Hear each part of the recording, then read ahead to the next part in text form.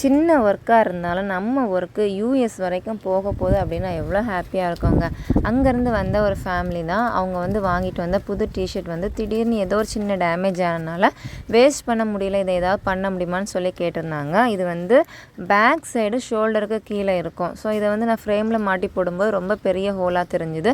So அந்த ஹோலை stitch பண்ணிவிட்டு அதுக்கப்புறமா என்ன டிசைன் போடலான்னு பார்க்கும்போது இந்த துளி ஃப்ளார் போட்டால் கொஞ்சம் நமக்கு வந்து ஸ்டிச் பண்ண இடம்லாம் கவர் ஆகுறது போல் இருந்தது. ஸோ அதை பண்ணதும் நல்லா இருந்துச்சு. இன்னொன்று என்னென்னா 2 சைடு நான் லீஃப் போடும்போது இது வந்து ஜென்ஸுக்கு அப்படிங்கும்போது எப்படி இருக்கும், அதுவும் பேக் சைடு.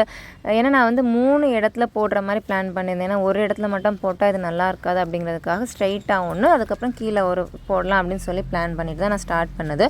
அப்புறமா இது நான் ரெடி பண்ணிவிட்டு இதில் உள்ள ஒரு சைடில் உள்ள லீஃபை வந்து நான் ரிமூவ் பண்ணிவிட்டு கஸ்டமருக்கு அனுப்புனேன். அவங்க வந்து இதுவே போதும், எனக்கு வந்து இதே போல் ஸ்ட்ரைட்டாக மட்டும் ஒரு ஃப்ளார் போட்டு கொடுங்க, கீழெல்லாம் வேண்டாம் அப்படின்னு சொன்னனால அவங்க சொன்னது போலவே ஸ்ட்ரைட்டாக போட்டாச்சுங்க. ஃபைனல் அவுட்புட் இப்படி தான் வந்துருந்துச்சு.